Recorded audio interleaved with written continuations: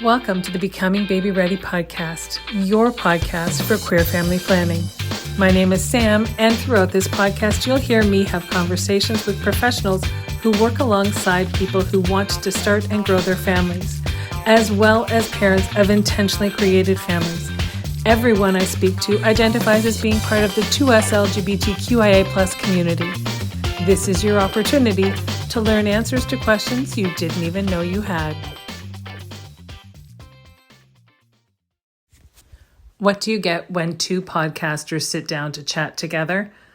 Entertainment, really. That's what happens. And I was fangirling, I admit it, but I had the opportunity this week to chat with David FM Vaughn and have him as a guest on my podcast to talk about parenting, creating a family through parenthood, and all of the things that can come with that, the pros and the cons. And we laughed as much as we possibly could when we were talking about something as serious as parenting. Have a listen. Welcome. I tune in every week to hear the top 3 list. Insert little jingle here that goes with it. Some great dad hacks. And last but never least, the weekly Something Great segment. Obviously, I'm talking about the Gaytriarchs podcast. And today I am fangirling as I get to introduce you to one half of this entertaining duo, David FM Vaughn. Welcome. Hi, thank you. What a lovely intro. I feel embarrassed a little bit. Well, you shouldn't. And whoever has listened to this episode and never listened to Gaytriarchs is who should feel embarrassed, really. Because the way that the two of you present parenting and life in general is really, truly, it's amazing, it's funny, and it's accessible. It's spot on to anybody who listens. So there you go. Thank you. My plug. I think it was important when I came up with the show. I think it was really important that this show was a comedy first.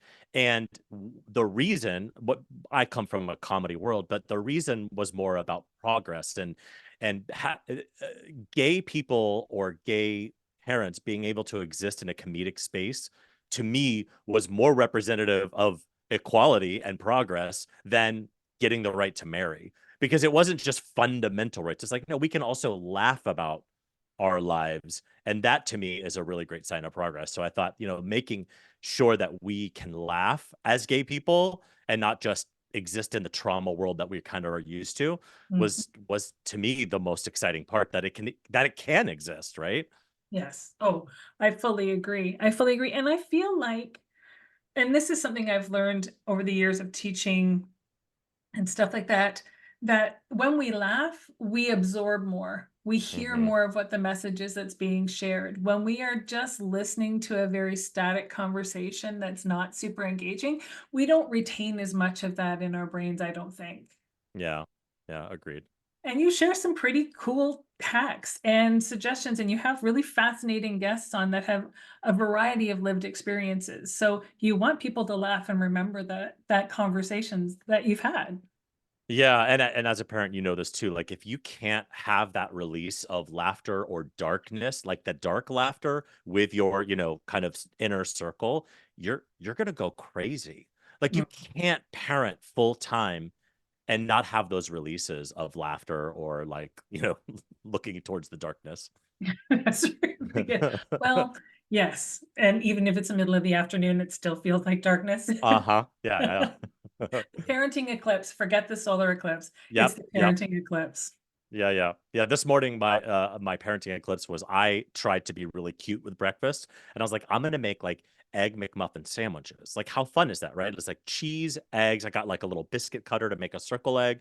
I did I put bacon on it, like, and I tried to make it really cute. I wrapped it in wax paper. My 2-year-old walked downstairs. She took one look at it and she burst into tears, and she started laying on the floor. And I just was like, because all she wanted was frozen waffles or like cereal. She didn't want anything made with love or care or thought or attention. So no, she wants the thought and care and love breakfast to be made on the morning when you have 32.7 seconds to get everything ready and get out the door. She's like, what are these waffles? You don't love me anymore? And I'm like, no, we're late for swimming. Yeah. Oh, yes. I remember those days. Yeah. Remember those days? Or I'll pour my own milk. Nope, please don't. Please No, don't pour no. your own milk. You've mentioned your daughter. Please tell us about the members of your family. So I am married to my wonderful, smart, loving, sweet husband, Brian. We met in, God, 2011. We've been together for like almost 13 years.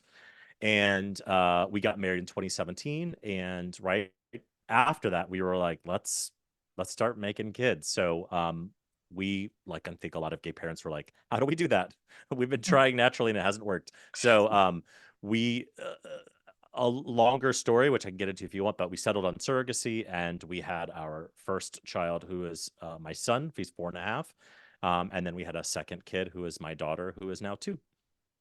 Beautiful. So yes, Yeah. you decided on surrogacy. Was that an easy decision for the two of you, or because No, before adoption can be heart-wrenching, and so for a lot of people, it's not anything more than, I don't think I could bear the pain of the what feels like an opportunity taken away. yeah, no, totally. So we had initially, when we were talking about having kids, I just assumed, maybe because I didn't know enough about it, was we're going to adopt kids. Like I didn't really, I kind of knew what surrogacy was, but I don't know. I was just like, oh, we'll just default into adoption.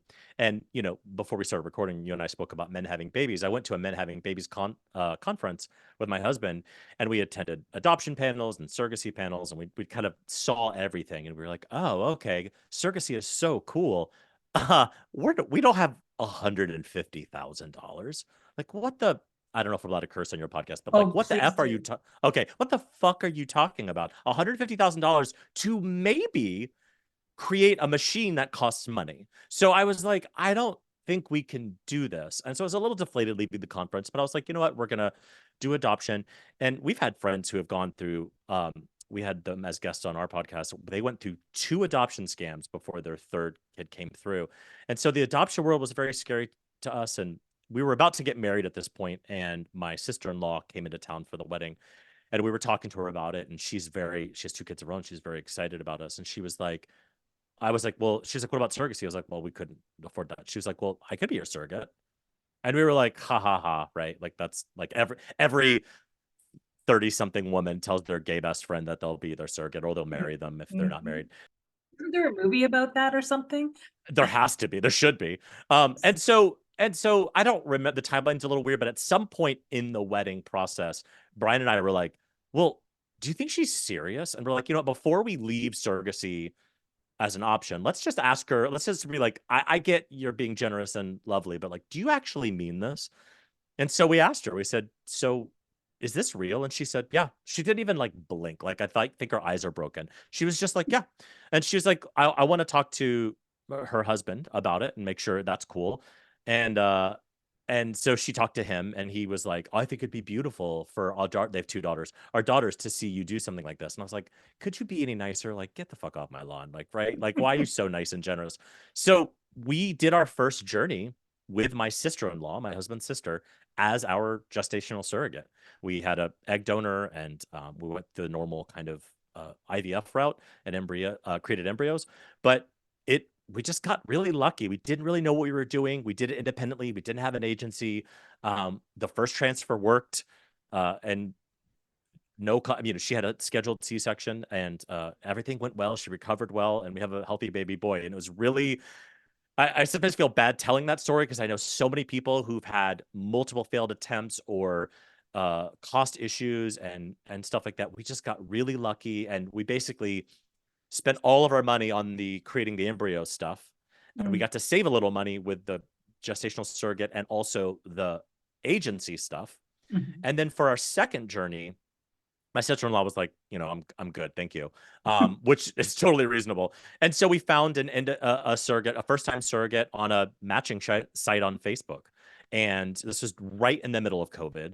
And she had posted something. You're gonna have to stop me because I can talk forever. But she posted something in the group like, hey, like, I want to be a surrogate. I've never been a surrogate before. Here's a little bit about me. And at the time, we were still considering my sister-in-law. She was like, maybe I'll do a second journey, maybe I won't. So I saw her post, and something about it, I was just like, you. She was a lesbian, A, obsessed. B, she lived in the city where our embryos were, where my sister-in-law lives, where she lived there.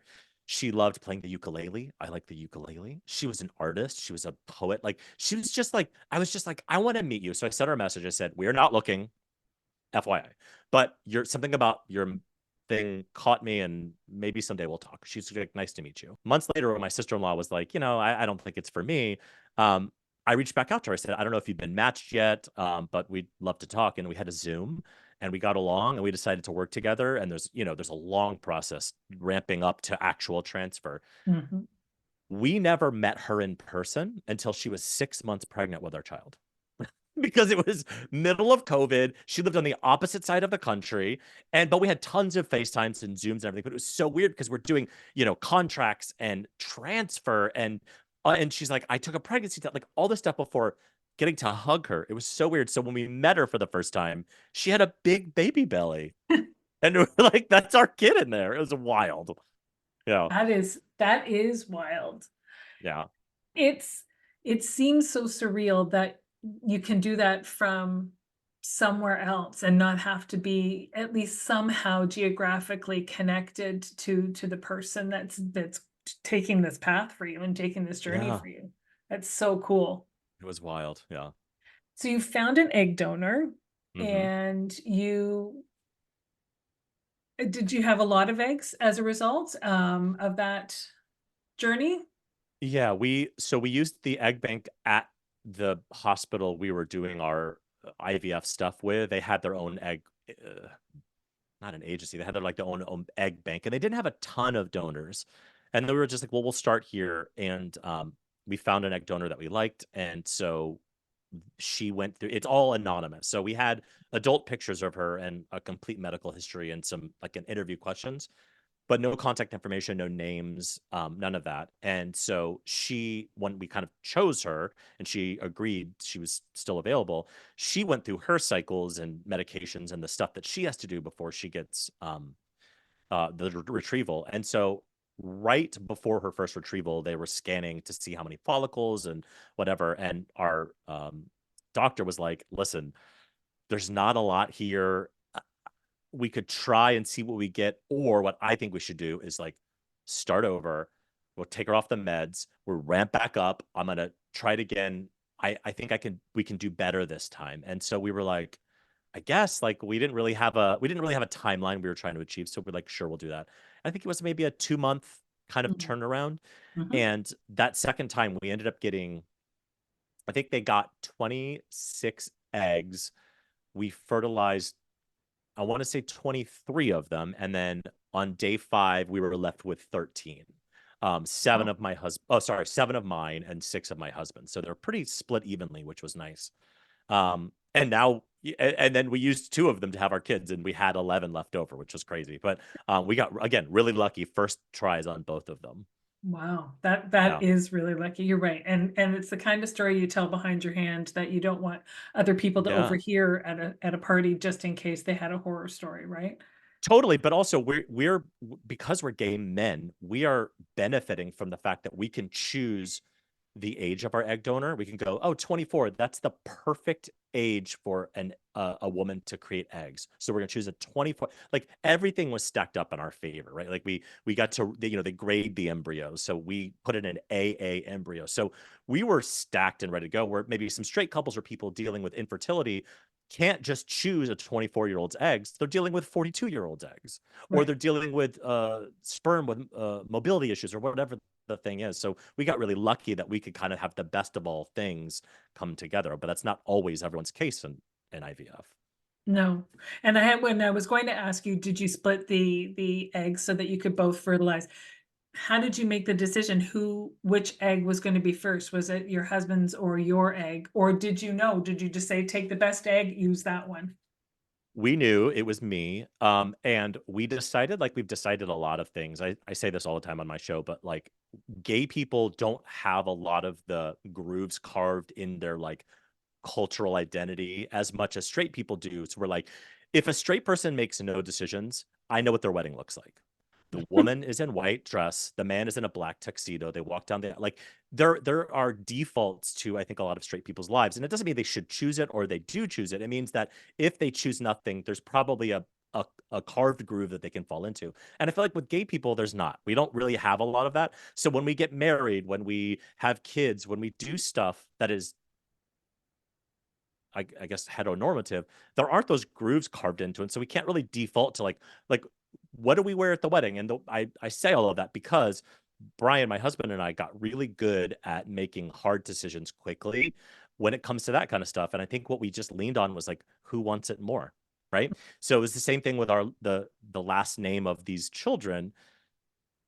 We got married, none of us changed our names. So are we gonna give the babies one last name? Are we going to do a hyphenated new double last name? Are we going to like, and so we all, of course, both of us wanted our last name as the last name. Both of us wanted to be called dad. That's another one. Who's called dad and who's called other name? So we just kind of defaulted to kind of like who wants it more. And for whatever reason, the kind of primordial caveman part of me was very, very eager to see my face on a child. I don't know why. I can't explain it. Now I realize how stupid it was. But at the time, it was very important to me. And so he was like, you want it more. So you go first. And so I went first. And I was daddy and he's papa. And the kids have his last name, but my last name as their middle name. Like we just found the kind of agreements that worked for us. And I think we've always defaulted to like who really wants it more. And that's the answer. I think that that makes a lot of sense. And I think that there are decisions that we get to make because there isn't a default setting for us in the queer community. So we do take the opportunity and the time to actually think things through as opposed Yeah. to simply defaulting to, whatever in whatever case. Yeah. Yeah. I I mean, love that. in our case, it meant when we got married, we walked down the aisle to 98 degrees. I do. That's what we wanted Very to do. cool. And that's our groove that we carved. There you go. There you go. Our first dance was to the theme song from the Fosters because really, how can you Amazing. not have a gay theme Amazing. song? Yeah. It's never a free journey, even if Hmm. you have someone volunteering to be your surrogate and care for you, which is truly just a gift that I'm sure you still look at your son. Actually, before I say this, you mentioned that you wanted to see your face on a child. Does your child have your face? Yeah. I mean, he's like quite literally my twin, which is Oh, is he? hilarious because my husband, for whatever reason, I don't know what's going on here. He's like, I can't see it. I'm like, this little blonde gay boy dancing to Legally Blonde, the musical. You don't see me in that. And he's like, I just don't see it, which is hilarious because our daughter, who is my husband's DNA, is like, he'll show his pictures of when he was her age. And I'm like, you guys are fucking twins, but he can't see it. Something about his brain just cannot see it. But yeah, no, my son is literally exactly like me. And Yeah. I'm like that too. I don't often see family resemblances between people. And so somebody will say, "Oh, your son looks just like you." I'm like, "Oh, actually, he looks like my son." That's all I see when I see him. But Yeah. so I relate to what your husband's saying. And it's Yeah. not just a stubborn streak. I just don't see it. Yeah. No, I think some people just don't see it. I mean, it to me it's very obvious because I have you doesn't really see in this camera angle, but I have very blonde hair and he has very blonde hair. And that's a like to me that's pretty obvious. But and my daughter has brown hair and my husband has brown hair. But yeah, I mean, it's also like how much of it is real, how much of it is not, because I mean, how many people have adopted children? You're like, they look just like you. I'm like, well, that's weird because they're not biologically related to me. Or how many people's dogs, right, look like them? Like sometimes we just, I think, make these connections in our heads where they maybe aren't there. Yeah, oh, I fully and it's true with especially with animals. I'm astounded when somebody walks in with a dog and I'm like, "Oh, well, that is clearly your dog. You're not dog sitting for someone because the resemblance is uncanny." But that's what I mean. What are you saying there? Like that there was some sort of biological explosion that resulted in this dog. So true. I mean, So it's so true. true. Yeah. What I want to know and what I want listeners to be able to know, because first of all, you're in the US, things are done differently there than they are done here in Canada. Mhm. Surrogacy here has to be a little bit more altruistic. we can be reimbursed for expenses and things like that, but we can't be paid out of pocket. But the journey itself is not inexpensive. As you said, I have heard people talk in that at $150,000 being kind of a cheap way of doing surrogacy if you're going through an agency, which is just mind numbing. And let's not even get started on the whole elitist fact that a lot of people just simply truly can't afford it. You had the gift from your sister-in-law of being a surrogate for you, but that didn't leave you without costs. Are you comfortable sort of giving an idea as to how much it cost you to create the family that you have now? Oh yeah. I mean, listen, you've listened to Gaytriarchs. I have zero boundaries on anything. I'll talk about anything all the time. Yeah, no, absolutely. I think it's part of this conversation Mhm. because what you said is so true. We're like, only some people can afford it. And that's fucked up to say and to understand, but it's true. Not everyone get like you see it in the surrogacy forums online that I'm a part of. People say like, "Hey guys, we really want to do surrogacy, but like we can't afford it. This is how much we make. How do we do it?" And the uncomfortable answer is you maybe don't get to do it. And that is devastating. And there's a lot of ways to save money and stuff like, but it is very expensive. So I'll talk about my journey. Some of it's typical, some of it's atypical. I am a coupon king. I don't do anything full price. So we're talking Costco all the way to like arguing with people at the fruit stand, right? So when we started this, we had a lot of things going for us. Yes, my sister-in-law was doing it quote unquote altruistically. I mean, I believe that every surrogate, compensated or not, is doing it altruistically, but Agreed. yes, we ended up giving her some money because we wanted to pay for a vacation after the birth because we knew that for surrogates, the when birth is over, kind of the whole momentum of this thing comes crashing down, and we leave home with an infant. So we go into a cave and never to return for 4 months.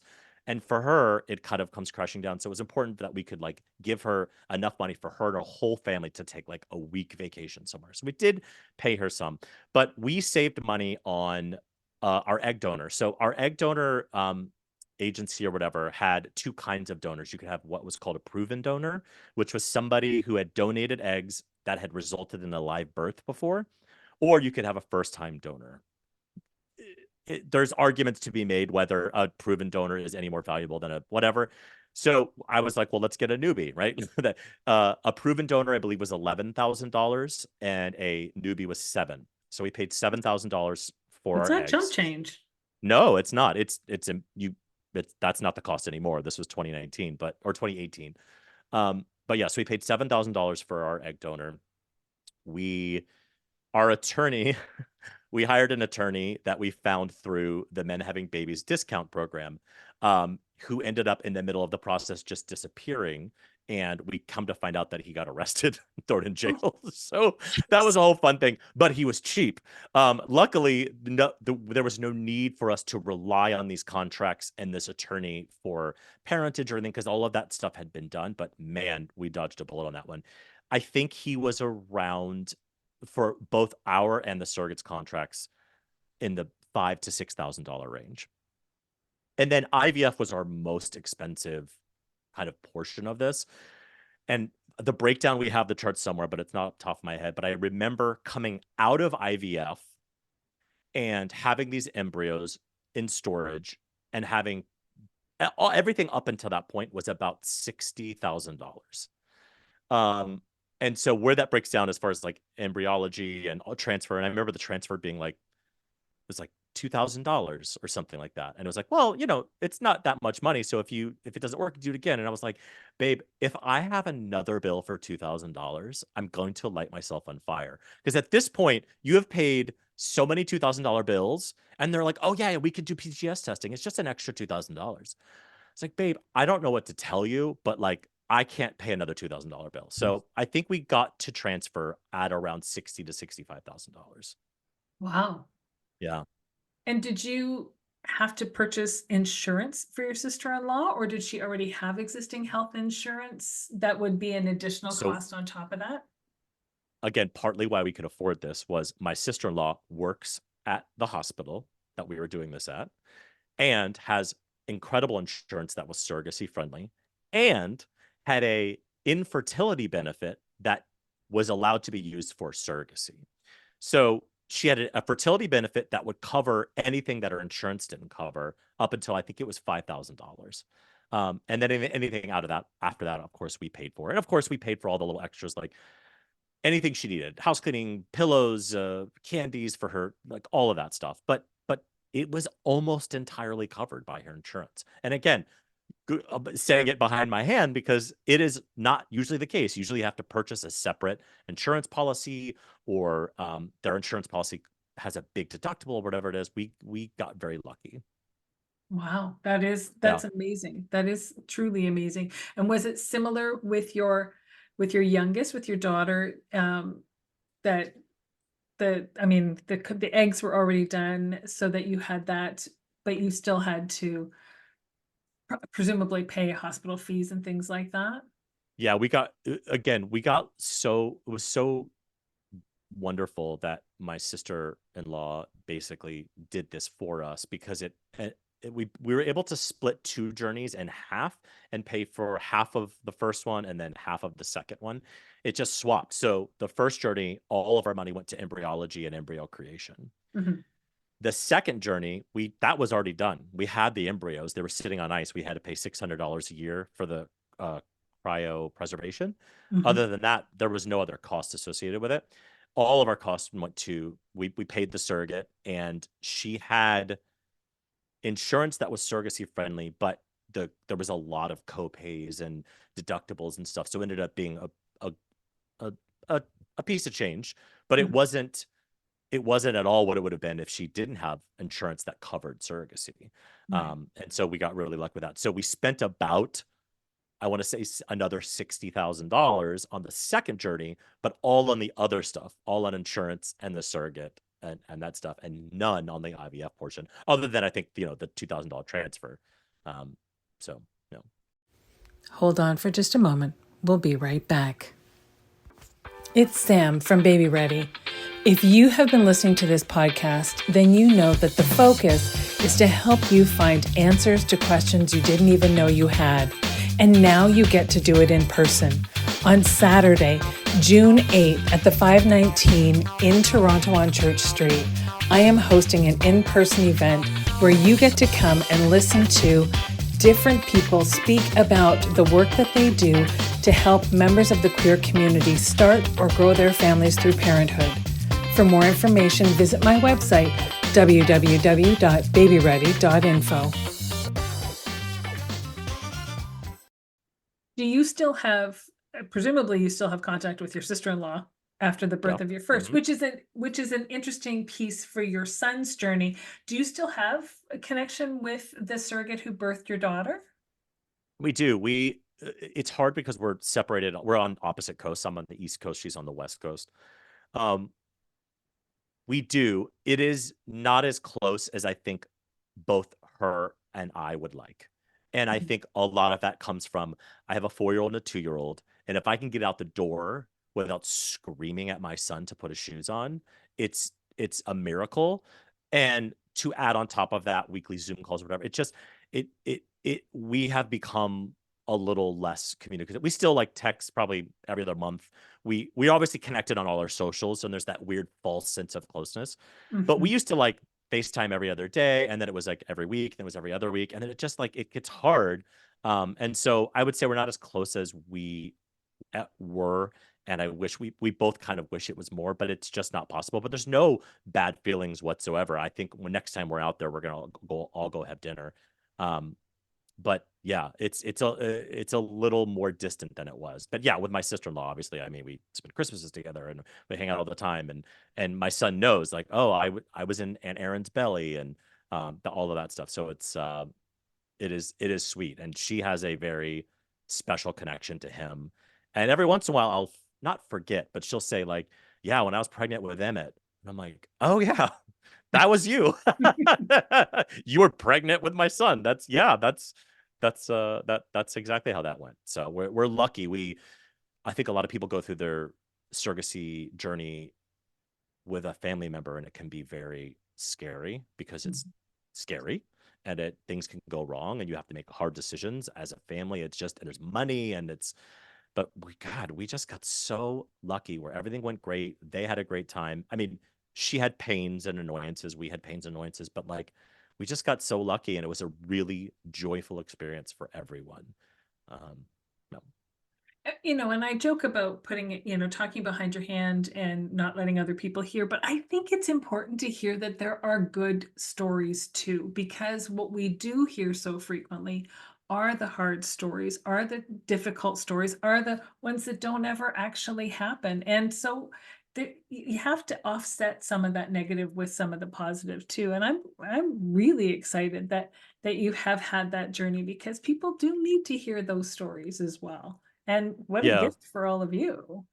It's like one of those weird life lessons, but it's very much how I think we had to have our relationship with our surrogates, which was having a good communication style or way you do it, and a fundamental agreement on just life things. Just like we kind of, what the kids say, vibe now. I think I'm too old to say that word, but like, you got to have vibes, because when, not if, shit goes wrong and shit Mhm. goes down, how are you going to make these decisions? And the story I tell all the time, which is my favorite, is like, up until the second my son was born, there are surprises. There's just stuff you're not ready for. And you have to, in a second, decide as a group of people, as either a stranger who's birthing your child or your sister-in-law or whoever. And so she did a C-section, and we were luckily both of us allowed to be in in the room. And they have, the big kind of sheet kind of blocking the view because it's all bloody and disgusting. And she's like, all parts of her insides are just laying on tables next to her. And at the very, very, very last second, they were like, "Oh, do you want us to drop the curtain when the baby's born?" And we all were just like, and Erin is laying on the table strapped down, like she's being Yep. tortured, because she kind of is. And we just like all looked at each other. We had to make this decision together. And it was just very much a metaphor for like every step of the way. Like, oh, we have to delay transfer because of this. And well, I don't want to do that. Well, how do we talk this out? And man, starting those journeys, and this is why I think with my second surrogate, Amy, that vibe I was talking about, like when I saw her post, I was like, there's just something about you that I like, that I get. And then she felt the same way about us. That carried us through some really hard moments where we had disagreements and stuff. And what carried us through was like we had a fundamental agreement about just life in general. And so luckily we didn't have to come across any like really, really hard ones, like the baby might die. What should we do? The baby has trisomy 18 or Downs or something, like, Mhm. or the baby, there's just, all the really, really big, scary Sure. ones you hear about. We didn't have to make those decisions, but I think we were set up for success where if we had to, I think we were all at least speaking the same language. And was your daughter's birth a scheduled cesarean section as well, or was it a vaginal birth? No, it was planned to be a vaginal birth, and then my daughter, about the 6 to 7 month mark, just started weighing a little bit more at every check-in. And Mm. by the time she was like 35 weeks, she was like 7 or 8 pounds. Oh. And Mm. my surrogate Amy was like, "So I don't know if I want this to go through that part. If she's gonna get any bigger, I'm starting to wonder about C-section." And honestly, the selfish part of me is like, C-section is better for us because we can plan to fly in. We Mhm. don't have to get the call and then wonder if this baby is going to be born without us. So she just, her and her doctors decided to do a planned C-section for my daughter. And so we were really lucky. However, almost always, we got lucky the first time, only one parent or one person or one support person is allowed in the OR, because a Mhm. C-section is, you're in an Major surgery. operating room. It is Mhm. major, major surgery. And I think in my head, I was like, oh, they just like cut a little thing. No, you are in an OR, and they are small rooms, and there is teams of people. So we got lucky the first time for us supposed to be in there. But the second time, they were like, nope, one person only. It's COVID. And Mm. so I didn't get to be in the room, but this is again another hard decision. They were like, one of you gets to go in the room. You have 5 minutes to decide. We'll be back in a second. And so my husband and I are like, all right, here's another decision that we didn't think we'd have to make, that we have to make. And we just decided that he would be the one. And so I got to just sit in this room and just wait and looking at my phone. Like, is there gonna be is he gonna text me? Is he just gonna show up? Like, what's gonna happen? And I was reading through we spoke a little bit before we started recording, they had like a big folder for like, new parent or whatever. And I opened it. And the very first was a big black and white photocopy of just breasts, different kinds of breasts, and different ways to pinch the colostrum out of the nipple. And I'm just like, this is not for me. This is not meant for me. I think someone left this book here because this is I not a gay book. I'm feeling uncomfortable with this. I'm the wrong side of the gay tracks for this. Yeah. Yeah. It's even more for me than for you. I'll take a book with boobs in it. Of course. Totally. But it wasn't like sexy boobs. I mean, they were beautiful boobs, but it was like boobs squirting out Functional. colostrum. Do you know what I mean? Like, Yeah. very functional. Yeah. Yes. As a birth worker for as long as I've done, I've seen a lot of breasts in the functional form. And you're right, they're just not the sexy kind, but It's more fun. Yeah. yeah. Okay. Throughout this journey, I mean, members of the queer community are treated a variety of different ways throughout our lives. We spend time and time again coming out or being outed, and often made to feel like we are the quote unquote other. Throughout your journey, with both of your children, and even since through your parenting path, have there been times when you've been made to feel the other? And if so, how did you tackle that? Yeah. First of all, I know this is so American of me, but I love your accent. It's so charming. It's Oh, so American of me to thank say you. that, but I just like, oh, it's out. I love it. Uh, you know, I think we have kind of middle of the road at it. Half of the expected homophobia is the wrong word, but like the othering Mhm, didn't happen, or I was made to feel more included because I was othered. mhm, And then the other half of the time felt kind of lonely. So some examples that pop into my head was we were lucky to have both of our kids born in Portland, Oregon, which is as like the fact that we were like cisgendered white men, like we were nothing to us. This hospital was like, are you kidding me? We had a polyamorous, biracial, like you're the easiest and most quote unquote normal people. So in the hospital setting, it was so every nurse knew who to call what. It was all very welcoming and loving. Where we started to feel, I think, a little other, besides before the birth, where you're having to apply to judges to allow you to be parents of these children, mhm. um, is we went to our pediatrician, our local pediatrician, who we're still with and who are wonderful. And, we have to do all the intake forms, and all of them are mom and dad, mom's name, dad's name. That is so nothing. And for anybody listening, that's like, who cares? Just like cross it out, put like Papa. It's like, yeah. And that's what we did. It just are these like little baby moments to remind you that you are an other and you are assimilating to their kind of parenting culture, which is okay. But those little things, when they start to build up, I start to get a little chip on my shoulder. So when Mhm. something nefarious happens, I kind of throw all that shit on them. Do you know what I mean? Yep, Which is maybe absolutely. a healthy way to do it. But Yep. but like I remember doing that, and looking back, I think we were their first gay couple because after we filled out enough forms and crossed enough things, when my daughter was born and we got her intake forms, they all said parent one, parent two. And maybe this is ego driven, but I think we were the reason they changed that. Um, which again, tiny change, does it even matter? No, but it did kind of. It was a reminder that we're entering this existing world, and that Mhm. we are different than that.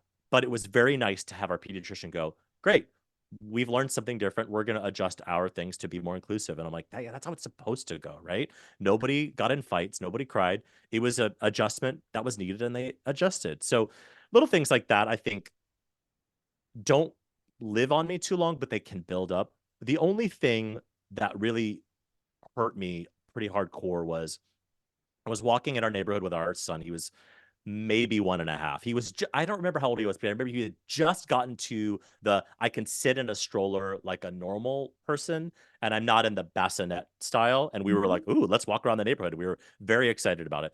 And my husband and I were just pushing the stroller down our street in our neighborhood, which we've lived into many years. And a car drove by and screamed, faggots out the window. And it was like, listen, I grew up in rural Florida. I was a figure skater as a child. I've been called faggot more times than David. But something about being called that in my neighborhood in front of my 2-year-old Yeah. My whole body changed, and I just went, that's right. I got too comfortable. I felt too much like I'm great. Everyone likes me at daycare. I'm cool. I've never, and then it was just this like harsh reminder of like, oh yeah, keep an eye out. And Yeah. so I that necessarily isn't treating me differently because I'm a gay parent, but it was a little bit of a reminder of like, I do need to keep protecting these children because these people are still going to live here. Yeah. Yeah. And they will be exposed to bigotry, whether we like it or not.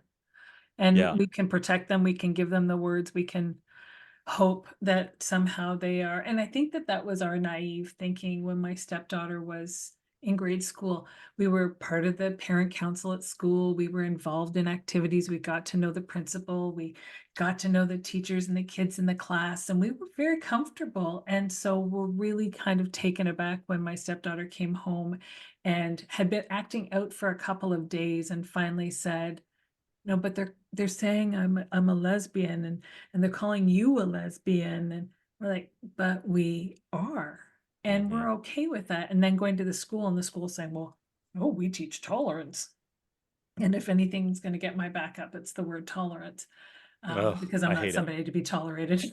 100%. I was like, no, this is not about tolerance. This is about celebration. And yeah, yeah, like, yeah. Yeah. No, I'm totally with you on that.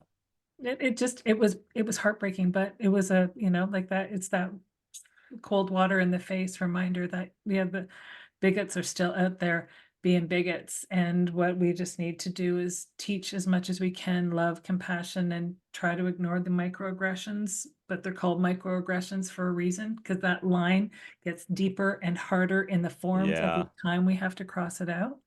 Yeah, it's interesting. And now that I'm thinking about it, like the the onus is on us to, like you said, teach our kids a way to battle it when it comes, right? And so one of the things that I found myself doing is my son is in a preschool program. He'll be in kindergarten this year.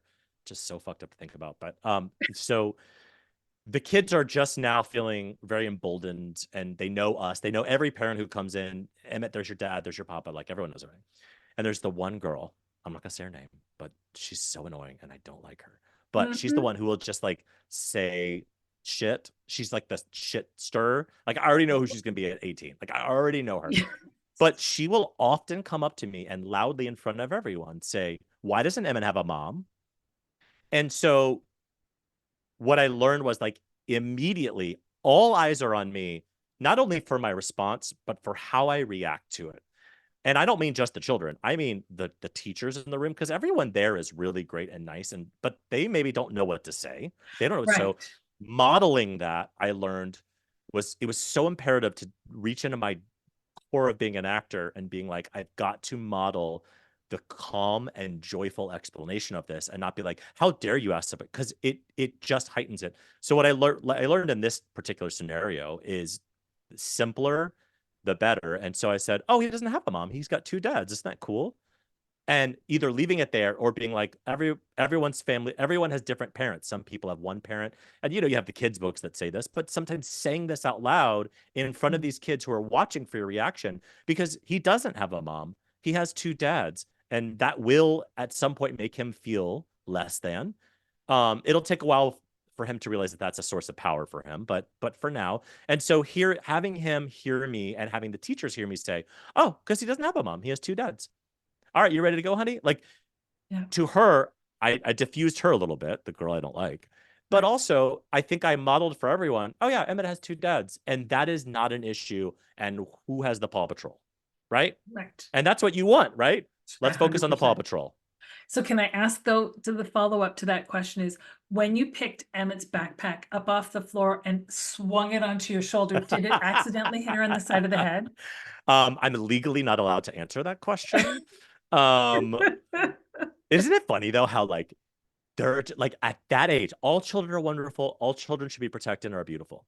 But some kids are just annoying, and it's usually other people's kids. But it's so funny Oh, how like we've all grown up in the school system. We know who those kids will be already at 18. I can tell you which ones are the goths, which ones are the popular kids. I can already tell at this age. But it's just so funny how this girl just rubs you the wrong way because she just wants she wants to be she just wants to be the loudest and the most controversial. I was like, Mhm. I know you, girl. I've met you, and you're messing with the wrong dad. Because I will match your 4-year-old wit with this 44-year-old wit. Right, right. I know you will have an OnlyFans page or the equivalent by the time you are 16.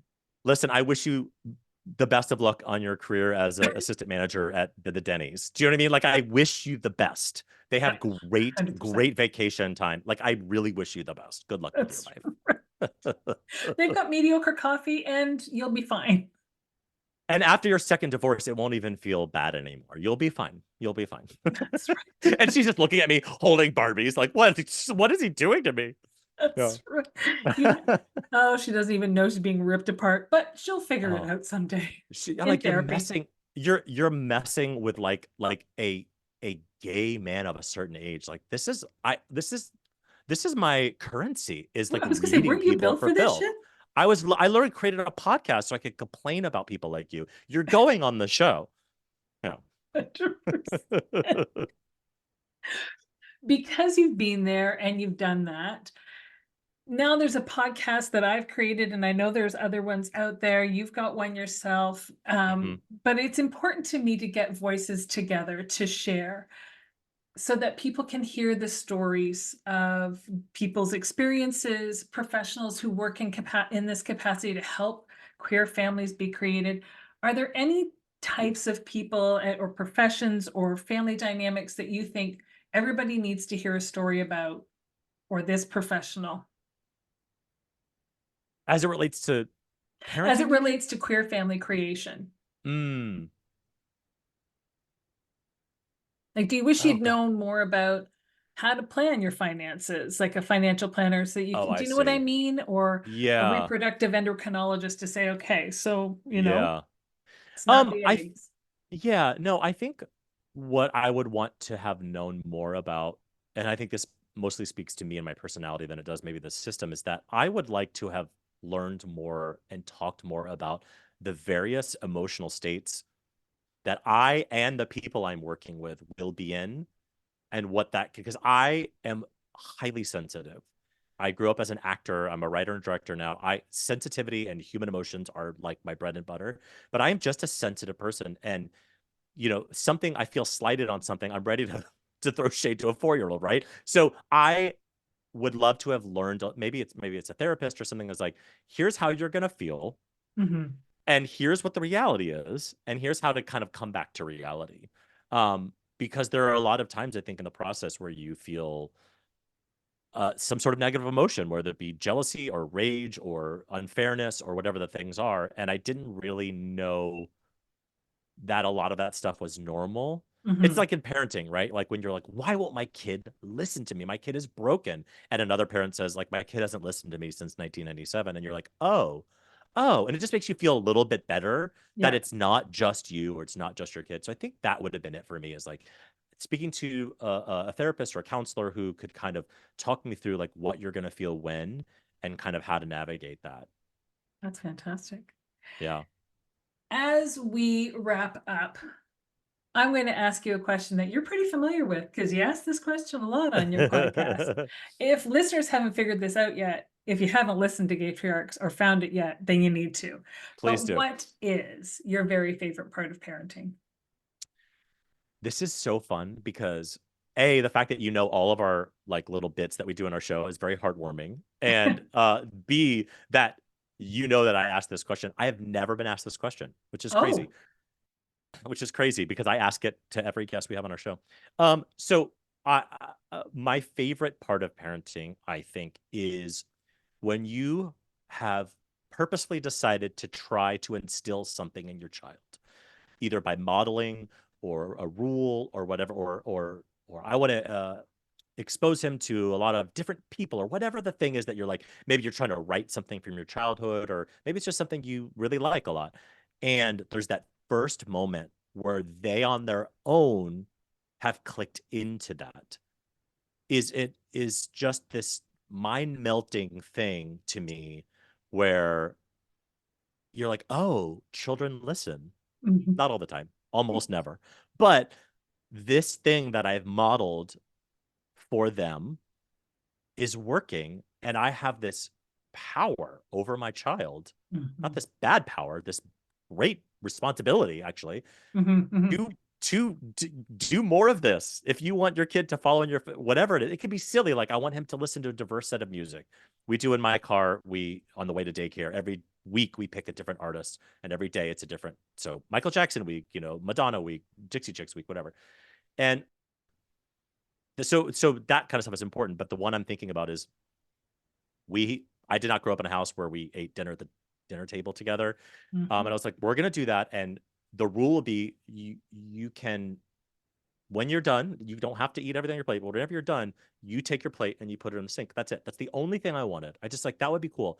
And then I just remember one day we're sitting there, we're eating, and I just see Emmett get up and he just takes his plate and he puts it in and he starts playing somewhere. And I was like, oh, I didn't, oh. And it just something, it was such a small thing, but the power that I was like, Mhm. oh, I am kind of leading him in this life, and he will listen to that. He won't listen when I tell him put his shoes on.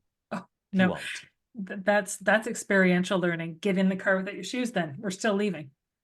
I don't know what to tell you. You're gonna be barefoot all day at school. Good luck with your life. Yeah. Um, Uncomfortable. Oh, well. the worst or my least favorite part of parenting is, God, there's so many terrible parts. I have a 4 and a 2-year-old, so I'm on the very younger side. So my vision of this is very, very skewed. But uh, it's all and then nothing. And what I mean by that is Mhm. I have so many older parents say to me, to the point where I just want to duct tape their mouths. You're gonna miss it. Enjoy these times. You're gonna miss your little babies. You're gonna miss your little babies. And what they have forgotten, either chemically or socially, is that it is Sometimes both. the yelling, the crying, the thing that I'm stressed out about, 24 hours a day, 7 days a week, and then it'll stop. At 18 they move out and they're gone, and then it's nothing, and then you're depleted of this thing. You just so badly, oh God, for one day I wish I could just hold my screaming baby. And I get so frustrated because I'm like, because you've had time to rest. Mm. I travel a lot for work, and so I'm going to LA actually next week. So I'm going to be in LA for a whole week. When I come back, I guarantee you a crying baby will do nothing to me. I'll be like, I love you, I don't care, cry all over me, because I've had a chance to recharge. We don't have family near us. We don't get breaks. It is all the time, and it is so hard to explain that to a person who's never had kids, what 24 hours a day, 7 days a week really means. And I hate that. Yeah. I Oh, hate if I could get 2 days a week where my kids just disappear. Oh my God, I'd be the best parent in the world. yeah. Oh, I've always said if we could just get them to levitate, like quietly yeah. levitate, so they're not running around into anything. They're not eating things they're not supposed to. They're not bothering their siblings. They're just quiet and peaceful and calm for 12 hours a week, one block of time of 12 Yeah. hours. I think that Why we weren't, I mean, why we weren't born at Hogwarts is beyond me. Like that would have been, that's an easily solvable problem. Just like Wingardium Leviosa, kids are floating. Yeah. Who Yeah. needs a babysitter? I got my wand. I've got my wand full of Phoenix Tail or whatever it is. That's Yeah. right.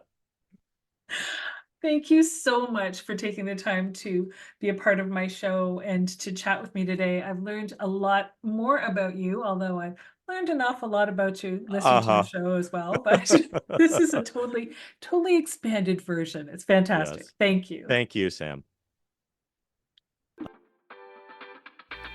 Thank you for joining me today on the Becoming Baby Ready podcast. If you have a story that you'd like to share, or you know someone who might, if you're a professional who works in the capacity of helping people start and grow their families, and you identify as being a part of the 2S LGBTQIA plus community yourself, then please don't hesitate to reach out. We always have room for more stories to share, and there's always more learning to do.